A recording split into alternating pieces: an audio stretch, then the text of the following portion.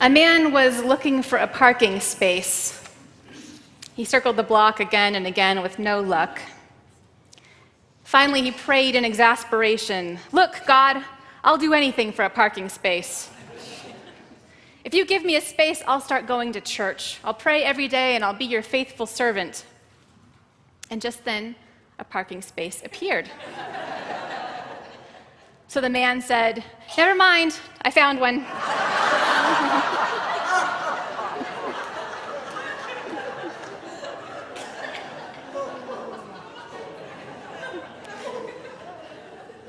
That's the third image of what prayer is or does this morning.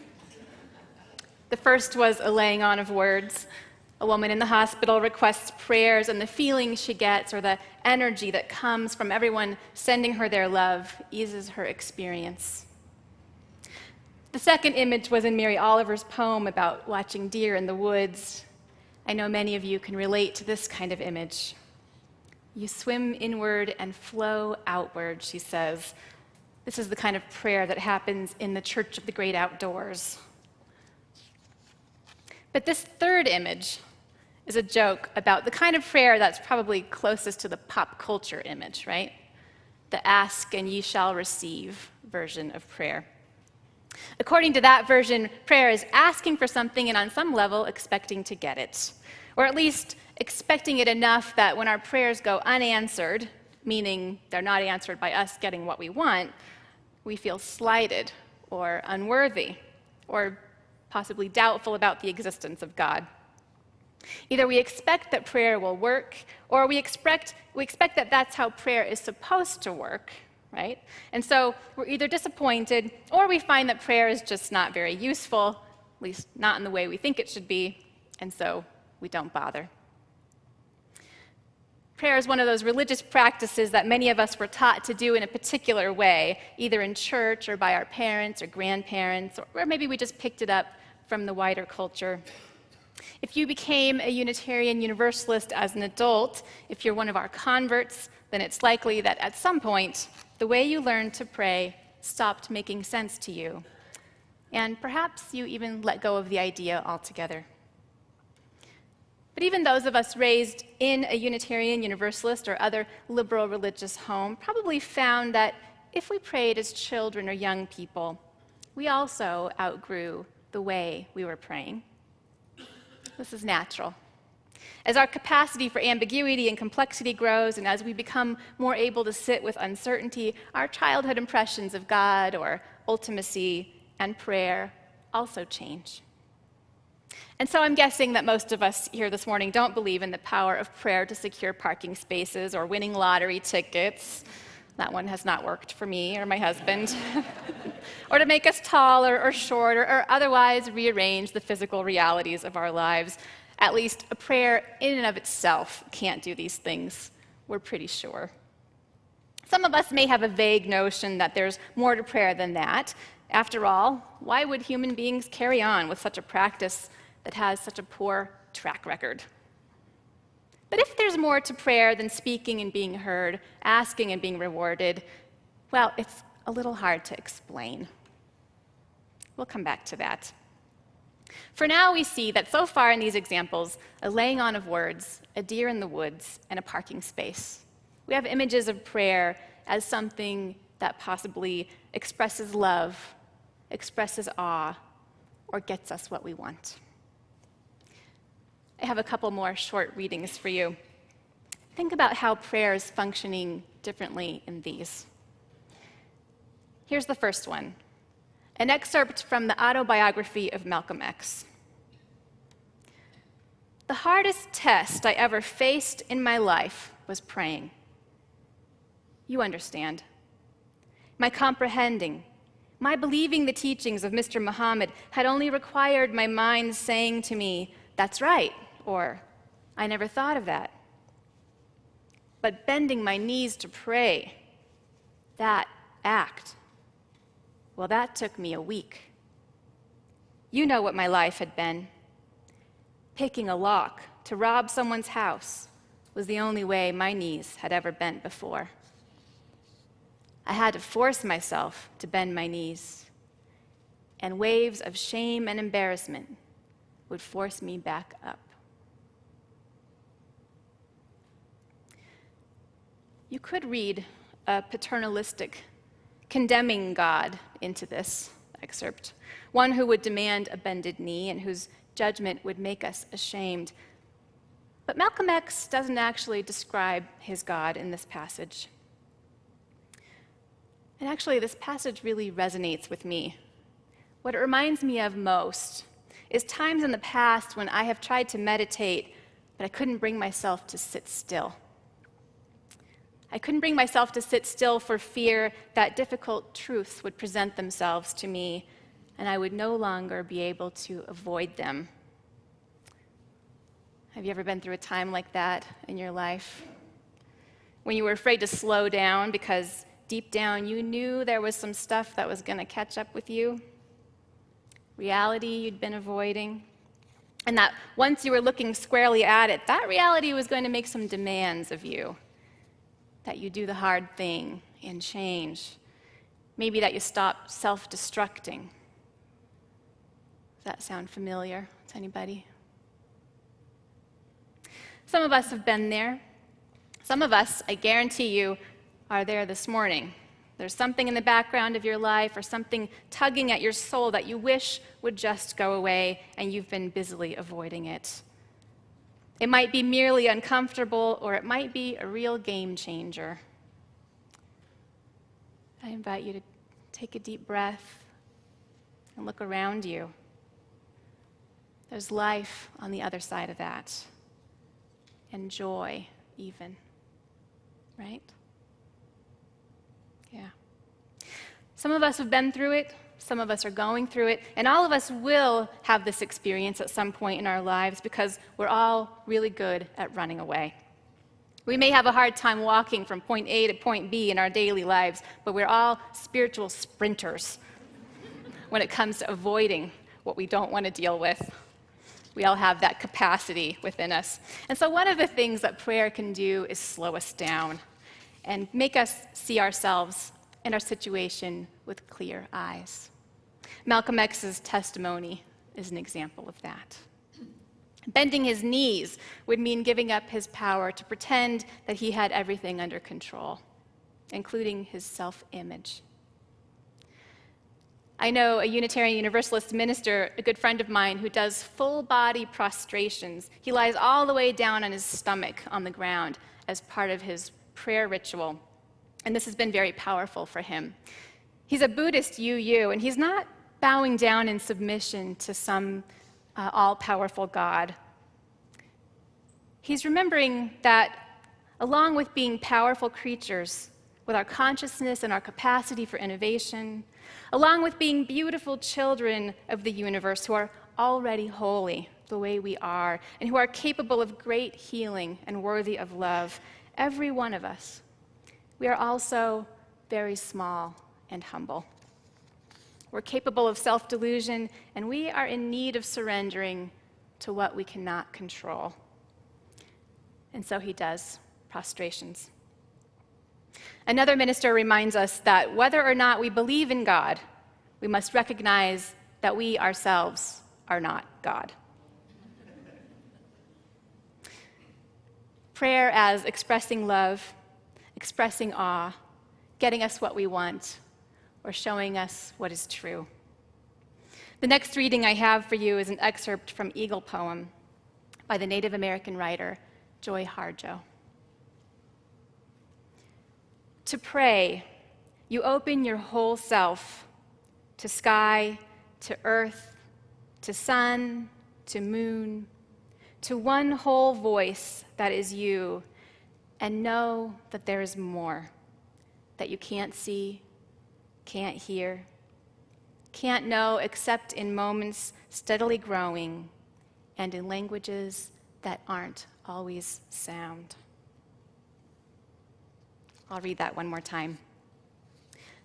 To pray, you open your whole self to sky, to earth, to sun, to moon, to one whole voice that is you, and know there is more, that you can't see, can't hear, can't know except in moments steadily growing and in languages that aren't always sound.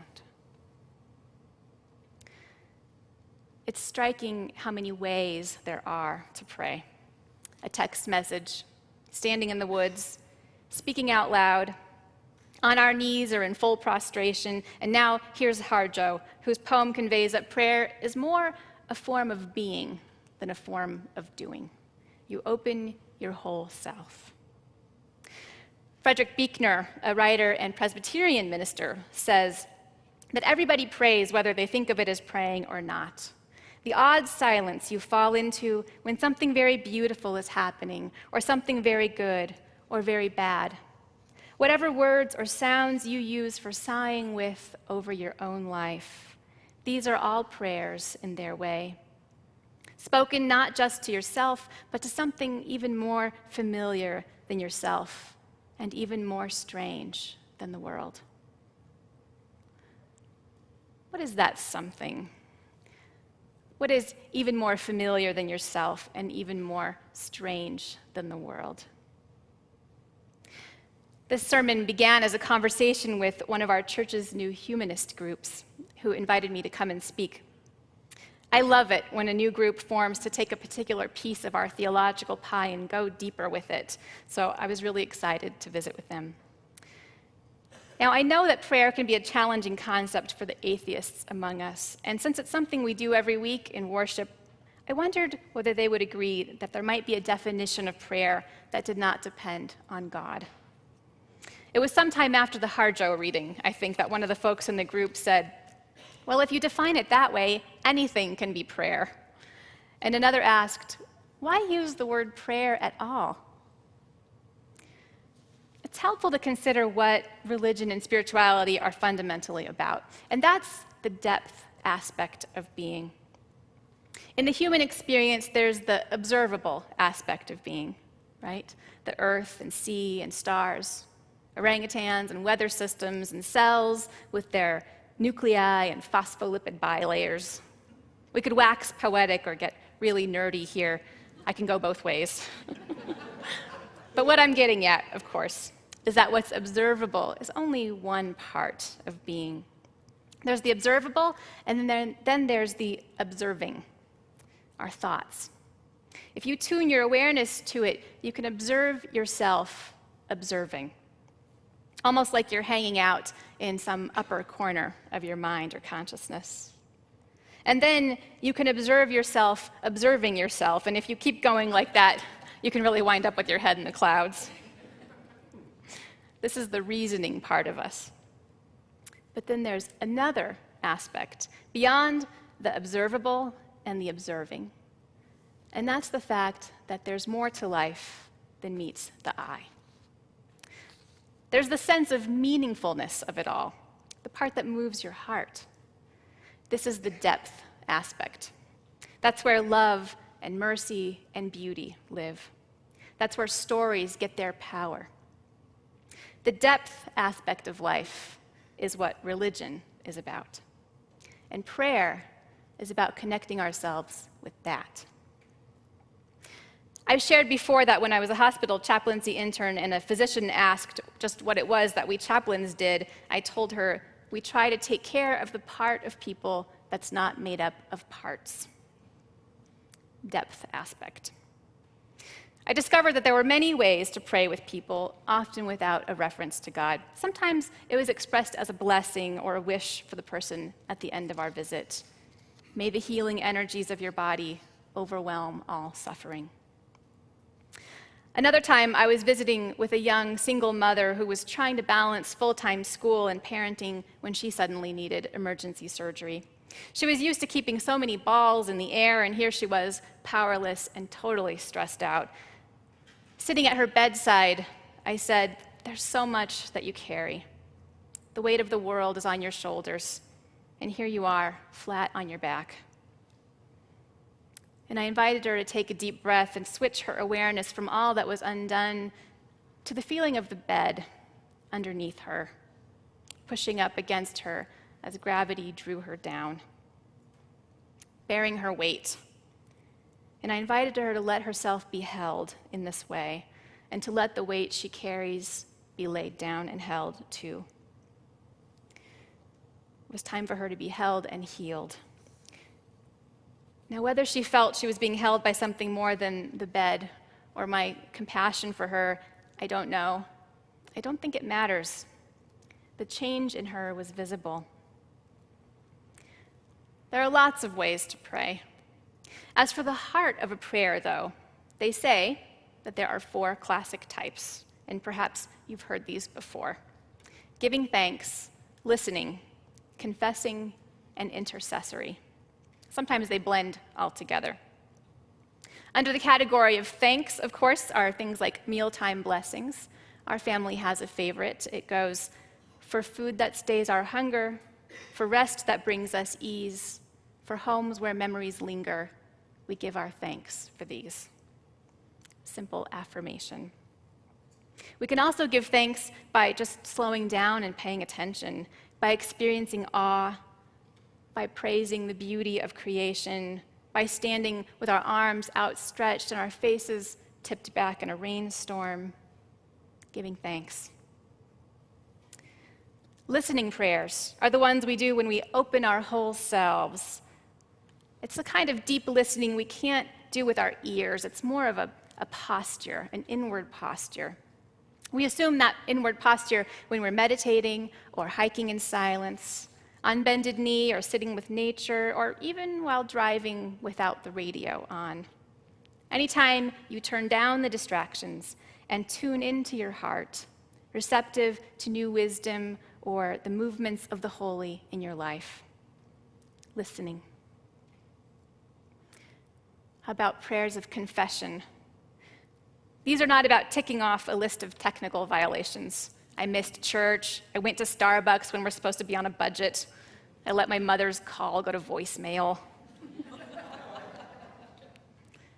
To confess is to name those things that might keep you from praying in the first place, those truths that might rise up and make demands of you. Confession shouldn't be about guilt, but about honesty.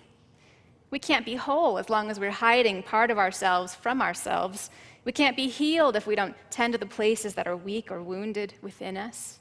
We can't be in honest relationship with our God or truth if we're not truthful with ourselves first.